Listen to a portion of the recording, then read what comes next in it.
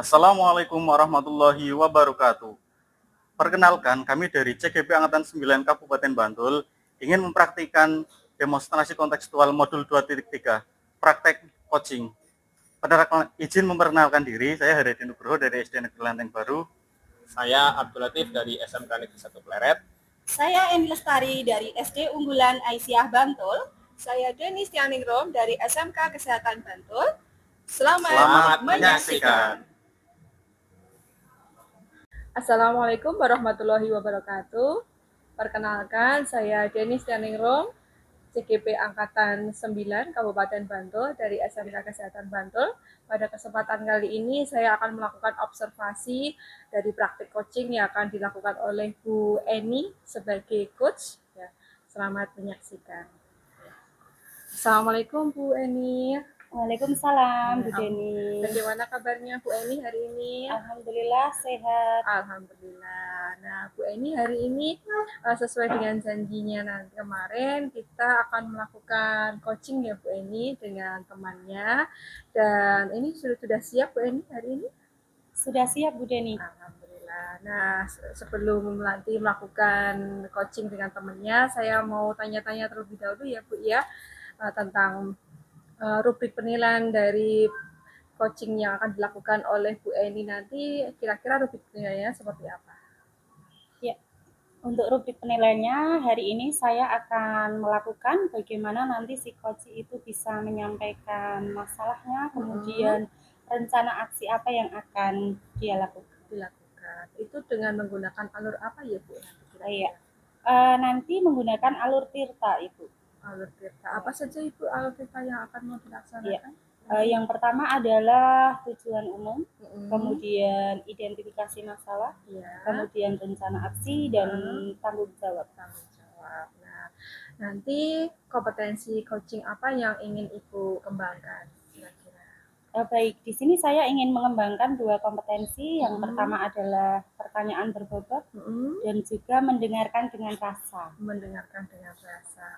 Oke Bu, cukup menarik ya Bu, nanti kemudian bisa berjalan dengan lancar ya Bu ya. Dan untuk indikator ketercapaian dari tujuan pengembangan yang ingin diinginkan dari Bu Eni apa indikatornya? Ya, indikatornya yang pertama adalah nanti si coach itu memiliki solusi dan menemukan ide-ide yang nanti bisa menjadikan permasalahan itu bisa selesai dengan baik.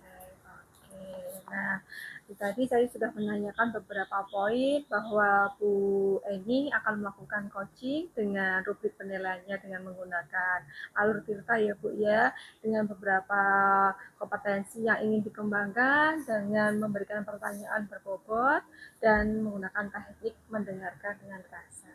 Seperti itu Bu ya?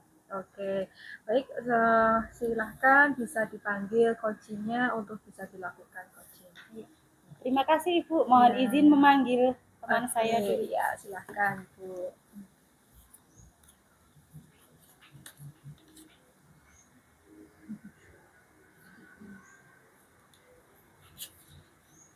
Silahkan Pak. Ya, mari Bapak silahkan duduk. Terima kasih. Sama-sama. Boleh silahkan dilakukan coaching. Sebelumnya mohon izin memperkenalkan dulu. Oke. Ini adalah teman kami, Pak Haryadi dari guru kelas 5. Oke. Selamat bertemu Pak. Sehat Bapak? Alhamdulillah sehat. Silahkan bisa bincang-bincang dengan Bu Eni. Ya, terima kasih. Assalamualaikum Pak Haryadi. Waalaikumsalam Bu Eni. Gimana kabarnya hari ini Pak? Alhamdulillah sehat. Alhamdulillah sehat ya Pak ya. Sehat. Tapi saya lihat Pak agak lesu ya Pak ya. Dan sepertinya agak kurang ceria hari ini ya. Betul Bu, ada sedikit ganjalan Bu. Oh, ada sedikit ganjalan. Kira-kira kalau boleh tahu apa Pak ganjalan yang masih mengganjal di hati sehingga sepertinya agak sedikit kurang ceria hari ini? Ini Bu berkaitan dengan supervisi yang dilakukan pengawas kemarin Bu di kelas saya. Kira-kira ada apa Pak? Ada yang bisa saya bantu? Iya Bu, saya itu ingin sharing Bu, bagaimana menemukan solusi atas kendala yang saya alami waktu supervisi oleh pengawas. Begitu ya Pak. Berarti harapannya apa Bapak kira-kira dari pertemuan hari ini? Apa yang Bapak harapkan? Harapannya setidaknya saya dapat menemukan solusi titik terang supaya apa yang menjadi pikiran dalam benak saya itu bisa terurai. Oh begitu, semoga nanti bisa kita selesaikan ya Pak ya, dan kita temukan solusinya. Baik, kalau boleh tahu, kira-kira seperti apa Pak kemarin yang membuat Bapak menjadi tidak nyaman? Jadi begini Bu, kemarin kan pengawas itu masuk ke kelas yang saya ampu. Nah, pada saat pembelajaran itu ada beberapa catatan dari Bu pengawas. Nah, ada sedikit kesalahpahaman Ibu mengenai asumsi saya dengan pengawas itu Bu. Kalau saya kan kemarin mengajar dengan berbagai media dan sumber Ibu. Baik, Ada baik. lewat YouTube, ada lewat blog, ada lewat Instagram juga Ibu. Tapi ada satu yang terlewatkan pada saat saya mengajar itu Bu. Saya tidak menggunakan buku teks Bu. Oh begitu, jadi Bapak kemarin sebenarnya sudah menggunakan berbagai macam sumber ya Pak ya, Iya, tapi hanya satu yang belum, yaitu buku buku teks. teks. Dan pengawas menghendaki seperti itu ya Pak ya. Bener Bu, dari pengawas itu menghendaki saya tetap menggunakan buku teks. Padahal Ibu itu waktu saya ngajar itu sudah dengan ATP, TP, dan CP juga yang menurut saya sudah sangat sesuai dan menarik Ibu. Baik, jadi ini ya Pak ya, menurut Bapak sebenarnya media yang Bapak gunakan itu semuanya sudah bisa untuk mencapai TP di hari itu ya Pak Iya ya, Bu, di tujuan pembelajarannya. sesuai dengan model pembelajaran juga Ibu, model ajar itu. Iya, iya, iya. Baik, tapi kalau boleh tahu kenapa Bapak tidak menggunakan buku teksnya? Ya kalau menurut saya kan di Merdeka Belajar itu kan bisa mengaplikasikan berbagai sumber belajar, tidak harus dengan buku teks. Murid itu bisa dari berbagai sumber yang tentunya dalam hal itu lebih menarik Bu. Kalau siswa kan melihat buku teks terus ini kan cepat bosan Bu. Iya, betul ya. Tapi kalau kita lihat outputnya nih Pak, memang sebenarnya kan anak didik kita itu beraneka ragam ya Pak. Mulai dari karakternya, profil belajarnya, gaya belajarnya. Kira-kira gimana Pak kemarin dengan media ajar yang sudah Bapak gunakan itu outputnya bagaimana? Kalau selama ini kan pembelajaran saya yang tidak menggunakan buku teks itu kan juga mengakomodir kebutuhan siswa juga tuh Bu. Kalau selama ini kan siswa lebih tertarik dengan yang berbentuk gadget. Jadi saya berusaha mengganti teks itu dengan media elektronik atau IT Bu. Kalau diamati dari outputnya sih memang ada beberapa siswa yang memang penggunaan gadgetnya itu masih terbatas, jadi mempengaruhi ke output pada saat asesmen itu Bu. Begitu, berarti di asesmennya semua belum sempurna ya Pak? Masih ada siswa yang belum bagus hasil asesmennya Bu. Iya, berarti mungkin besok apa rencana Bapak? Ya rencananya ya karena melihat dari hasil asesmen siswa itu saya berusaha berefleksi dan evaluasi Bu. Kalau kemarin kita masih menggunakan berbagai media sumber tapi tidak dengan buku teks panduan, ya besok saya akan mencoba mengaplikasikan dengan teks panduan itu Bu. Ya baik, berarti ada benarnya juga ya Pak menggunakan buku teks ya Ada, dari Bu. Ibu pengawas itu Ada. ya? Iya, berarti ada manfaatnya juga ya? Pasti ada Bu. Iya.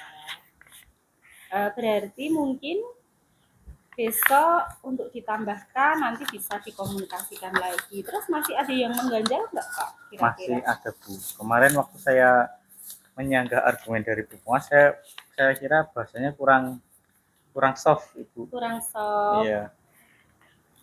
Saya takut itu menjadi ganjalan ke depan karena pengawas itu kan pasti bilang ke kepala sekolah, dan saya takutnya ada kesalahpahaman antara Bu pengawas, saya dan kepala sekolah.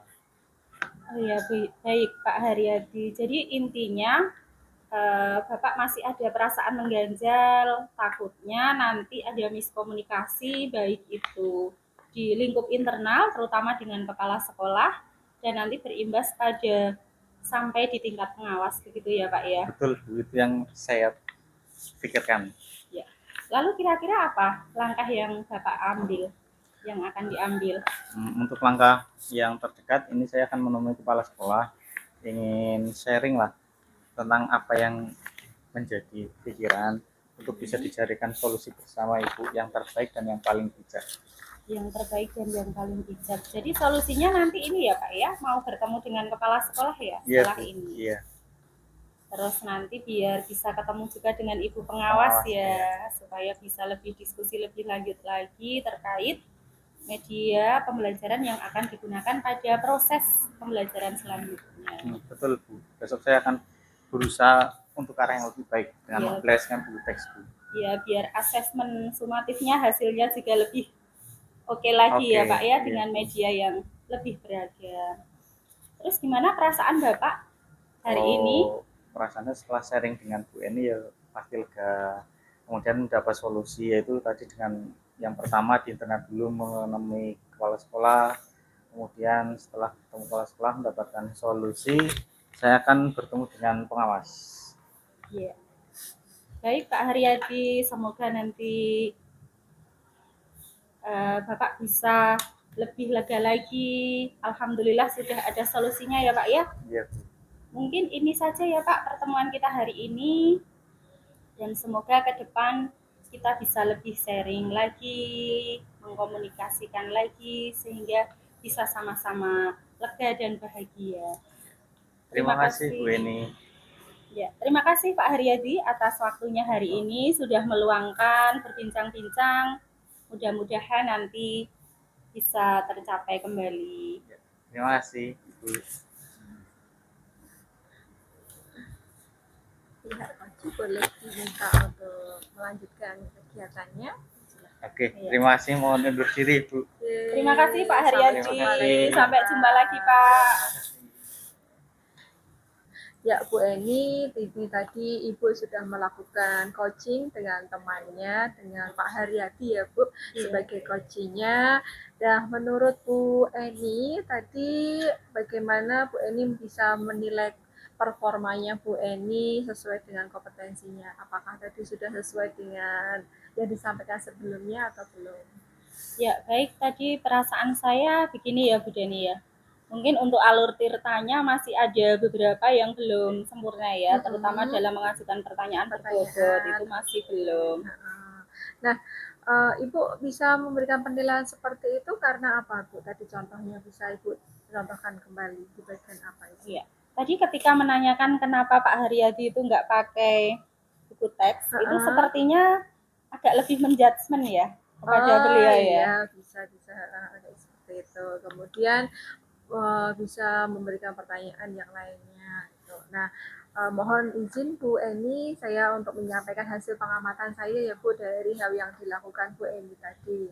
Dan tadi Bu Eni sesuai dengan rubrik penilaiannya sudah dilakukan runtut mulai dari menyampaikan tujuannya, kemudian mengidentifikasi masalah yang dihadapi oleh Koci, kemudian Bu Eni juga menanyakan rencana aksi apa yang akan dilakukan oleh Koci, kemudian menanyakan tanggung jawabnya. Nah, yang dari pengamatan saya itu ada beberapa poin yang dari pihak untuk identifikasi masalah. Memang kalau untuk kita memberikan pertanyaan itu dihindari memberikan adjustment itu memberikan oh ini gini ya, nah itu memang harus dihindari. Tapi perlu juga disampaikan beberapa pertanyaan yang lebih mendetail. Bisa jadi si pihak teman kita itu belum paham dengan apa yang dirasakan. Kemudian untuk rencana aksi, rencana yang Ibu sampaikan ke Pak Haryadi itu sudah benar Bu, udah bagus ya. Jadi disampaikan alurnya bagaimana, apakah nanti rencananya mau membuat atau enggak untuk buku teksnya, dan ternyata Pak Haryadi akan membuat buku teksnya dalam bentuk apa tadi Bu? Dalam bentuk video ataupun dalam bentuk yang lainnya. Jadi mengikuti zaman. Nah, jadi Pak Haryadi membuatnya dengan berbeda teknologi. Jadi buku teksnya dibikin yang lebih bervariatif. Kemudian untuk yang tanggung jawab, sekiranya tadi Bu Eni perlu menyampaikan komitmen. Siapa yang mau mengingatkan Bapak untuk kegiatan mau melakukan ini? Apakah nanti ada yang mengingatkan bagaimana tindakannya sudah selesai atau belum, terus rencana yang mau dilakukan apakah sudah tercapai atau belum. Jadi perlu ada yang mengingatkan komitmen yang dibuat oleh Pak Haryati sendiri. Seperti itu. Nah, kemudian kira-kira tadi Bu Eni sudah melakukan ice breaking pada coaching? Belum tadi. Nah, itu bisa besok kalau mamanya Ibu mau bertemu lagi, karena tadi janjiannya mau ketemu lagi kapan, Bu? Mau janjian ketemu lagi dengan Pak Haryati? Minggu depan Minggu mungkin. depan. Nah, itu bisa disampaikan ulang bahwa Pak, nanti saya akan bincang-bincang lagi dengan Pak Haryati sekitar seminggu lagi untuk melihat perkembangannya dari rencana aksi seperti itu. Dan kemudian bisa Ibu melakukan ice breaking terlebih dahulu. Jadi tujuannya adalah bisa si coach dan coach itu bisa duduk bersama dengan pikiran yang sama, pikiran-pikiran yang sebelumnya bisa berhenti sejenak agar si coach fokus dengan apa yang disampaikan. Terus sekiranya nanti yang mau dilakukan oleh Bu Eni, kompetensi apa yang ingin dikembangkan dari yang sudah dilakukan ini? Baik, tentu dari kegiatan ini saya ingin mengembangkan kompetensi yang pertama adalah bisa mengidentifikasi masalah dengan baik, kemudian mengajukan pertanyaan berbobot dan lebih mendengarkan dengan rasa. Luar biasa. Jadi Bu Eni ingin mengembangkan atau meningkatkan performanya dari memberikan pertanyaan berbobot, kemudian meningkatkan rasa, mendengarkan dengan rasa. Oke. Nah, kira-kira Ibu membutuhkan bantuan siapa agar yang ingin direncanakan Bu Eni tadi bisa terlaksana? Ya, tentu nanti dengan rekan sejawat dan kepala sekolah yang bisa membantu untuk bisa melakukan ini ya, coaching gitu tadi ya. Oke, luar biasa Bu Eni. Ini tadi Bu Eni sudah melakukan coaching dengan temannya dengan runtut ya. Nanti beberapa poin yang perlu ditingkatkan mudah-mudahan bisa terlaksana minggu depan dengan teman yang berbeda. Apakah Bu Eni juga punya keinginan untuk bisa melakukan coaching dengan semua temannya? Ada sih Bu keinginan biar bisa meningkatkan keterampilan diri dalam coaching. Tujuannya Ibu pengen apa selain itu? Ingin bahwa ketika rekan ada permasalahan itu bisa menemukan solusi. Bisa menemukan solusi sendiri ya, dengan bantuan Ibu sebagai fasilitatornya seperti itu. Oke, terima kasih Bu Eni yang sudah luar biasa melakukan coaching dengan temannya. Mudah-mudahan nanti bisa berjalan dengan sesuai dengan rencana dan besok bisa melakukan coaching lebih baik lagi ya. Demikian hasil observasi yang bisa saya sampaikan ke Bu Eni. Mudah-mudahan menjadi perbaikan yang lebih baik. Saya mohon izin Bu Eni, silahkan melanjutkan tugasnya kembali. Saya permisi Bu. Assalamualaikum. Waalaikumsalam. Terima kasih Bu Deni. Sama-sama Ibu.